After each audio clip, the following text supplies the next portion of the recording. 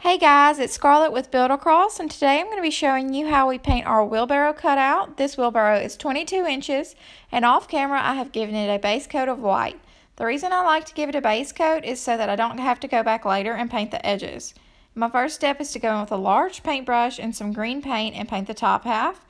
Same step on the bottom half with some light gray, and this gray is called Crystal, and it's a Waverly paint. You can purchase at Walmart. I'm going to give this a few minutes to dry before we start our flowers. And now I'm going in with a larger detailed brush, and it's kind of pointed on the end, and I'm going to go in and start doing my flowers. I have a lavender, a hot pink, and a light pink. And please keep in mind while you're doing these flowers that it does not have to be perfect. All of your leaves or petals don't have to be the same size and the same shape. It's really okay because in a minute we're going to go in with some white and black paint and do some details, so it's really not going to matter if it's not perfect. I'm doing a different pattern flower here. It's kind of just a wavy flower, and my one recommendation with this flower is to keep it at 5 little half moons, because if you do too many or too little, you lose the shape of the flower and it can kind of get confusing. Just going in, doing the same exact thing with some light pink. And you guys keep in mind that it's okay if your flowers overlap each other. I prefer them to overlap each other. I think it looks better and more sporadic, more natural if they're overlapping each other than if they're all separated.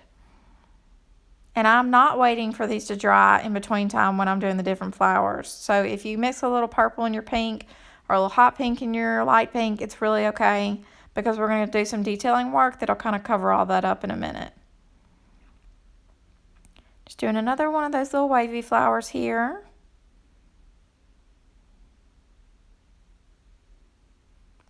And with this flower I'm about to start on, I'm just following the shape of the cutout.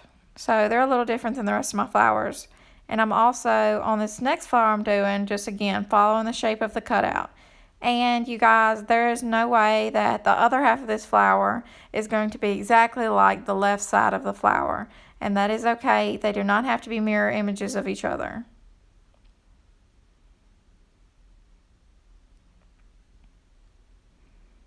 Now I'm going to go in and just do a couple circles.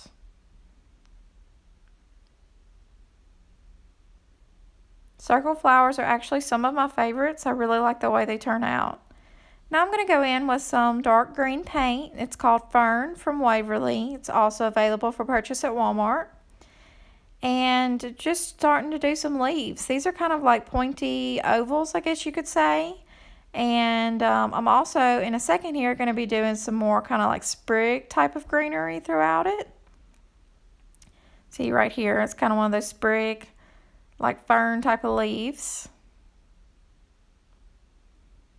And you guys, I find it to be helpful to go on the website and print out a picture of the product that I'm painting right now. We have a picture of it finished online. You can go print that picture out and have it sitting in front of you. So while you're watching this video, while you're painting it, you can look at that and see exactly where to place the flowers or exactly where to place the leaves if you want to follow it to a T. But if you don't follow it to a T and you kind of do your own thing, it's going to turn out okay. Just keep in mind, the technique that we use for the flowers, and as long as you have that, your placement of the flowers does not have to be identical to mine.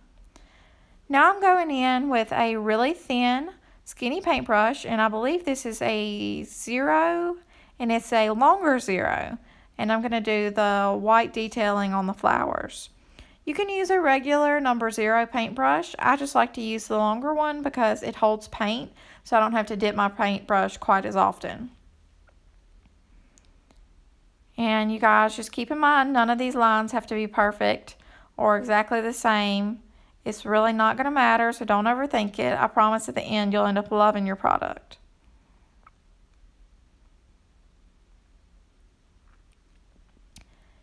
And in just a second here, I'm going to use this same exact brush. I'll just wipe it off. I like to keep baby wipes around and just wipe that paintbrush around and go into some black paint.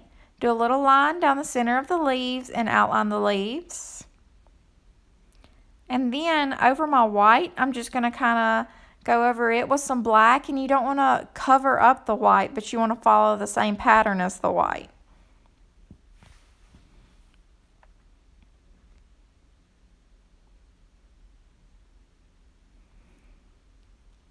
We know summer is coming up, so we wanted to give y'all a tutorial on how to do these flowers, because really you could put these flowers on any of our products. You could put it on a pickup truck, you know, even just a circle, a cross, a letter. These flowers really look good on anything, so we want to give you the techniques on how we do our flowers so that you can do it on any product you have coming up that you want to paint. I'm going to go in with that same black paintbrush and do a little line in between the green and the black and do a little detailing at the bottom. I'm going to go back over that black wheel with some light gray paint, the same gray I used for the wheelbarrow. And I'm using the same paintbrush that I used a minute ago to go in with some white, the skinny paintbrush, number 0, and do a little detailing on the tire. And then this foam brush is the same one I used for the wheel, and I'm just going around the entire thing, giving it an outline. It really makes it pop. And that's it, you guys. It's super easy. I promise anyone can do it. And you guys just let us know what you want to see next. You can comment below or send us a message.